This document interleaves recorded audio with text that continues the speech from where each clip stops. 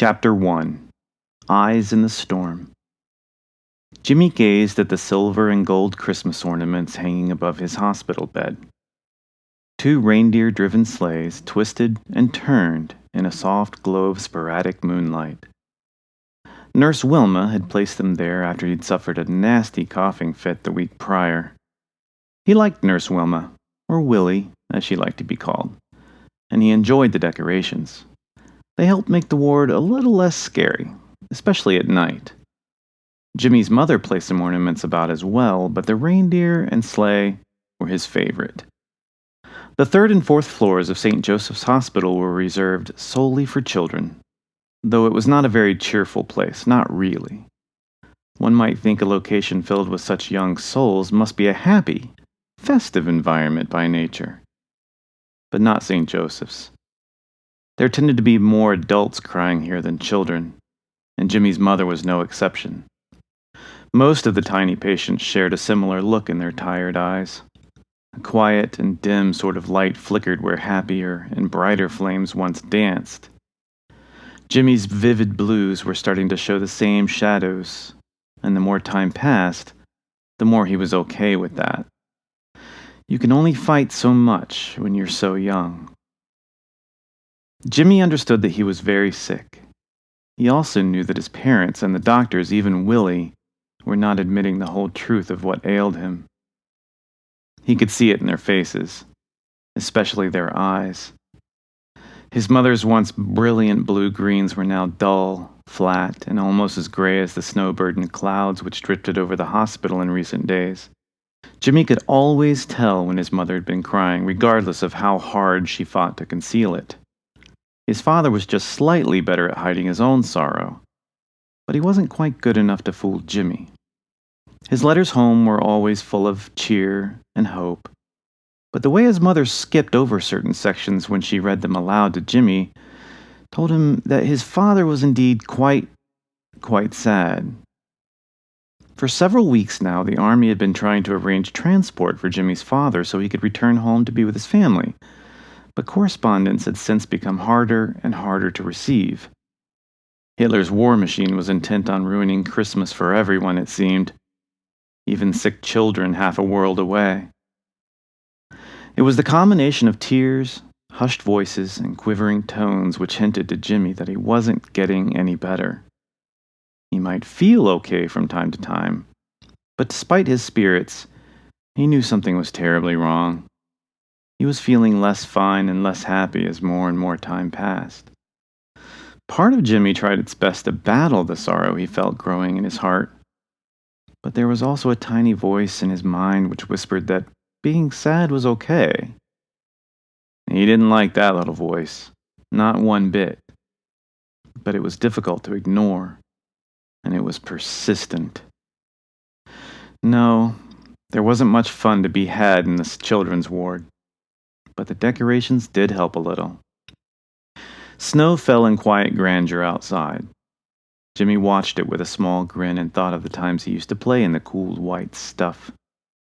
Willie usually closed the curtains at night due to the chilly air, but Jimmy convinced her to let him watch the storm tonight if he couldn't sleep. She was reluctant at first, but ultimately left one of the curtains askew. His mother slept in a small chair near the window. When the moonlight escaped from behind the clouds, her skin would glow. The chalky pills, vile liquids, and stinging shots Jimmy had been given earlier that day made him drowsy. But at the same time, the medicines did ease his cough and the jagged pains which racked his chest, so he endured them all without complaint.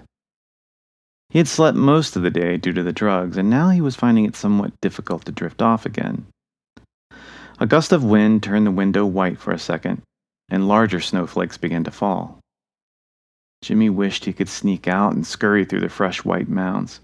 He'd do it barefoot if he could, even if just for a few minutes.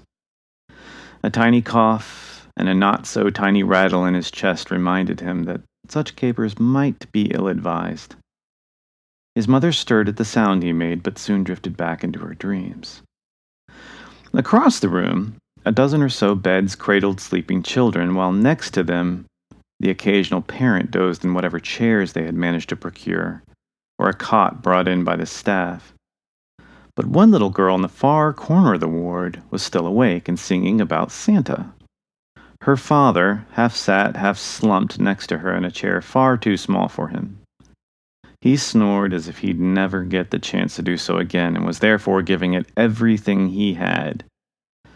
She and Jimmy had become fast friends in short order, and though he didn't know too much about her, he had learned a few things. First, her name was Jennifer, but she preferred Jenny. Second, she adored the color pink, as was evident in her nightgown, blankets, and pillowcases. Third, she loved anything to do with strawberries. Strawberry ice cream, strawberry pancakes, even pictures of strawberries, which she drew, colored, and taped to various locations above the head of her bed. And fourth, despite losing her ability to walk, or even feel her legs all while here in the hospital, she never lost her ability to smile. Jimmy knew that she was going home soon, maybe even in time for Christmas. Jimmy would not be going home for the holidays, but he was happy for the little strawberry-loving girl nonetheless. Well, happy and jealous at the same time. So he didn't think of himself as too terribly bad, even if sometimes he wished it was him going home instead. Jimmy sighed, muffled a cough in his sleeve, and stared back out at the storm. The snow-laden clouds allowed the moon to inspect their progress for a moment, parting just enough to let the old silver orb peer down and cast its bright gaze over the earth. It seemed to approve of the clouds' efforts. They had done well in transforming the world into a white wonderland thus far. In the distance, tall ice-capped mountains glistened in the night. Jimmy wondered how long it would take to climb one and imagined himself standing atop their peaks in his pajamas, a hot cup of cocoa in one hand, a flag with his picture on it in the other. Mount Jimbo, he would call it. A moment later, the moon vanished, taking the view of the mountains and Jimmy's fantasy with it. The snow began to fall even harder.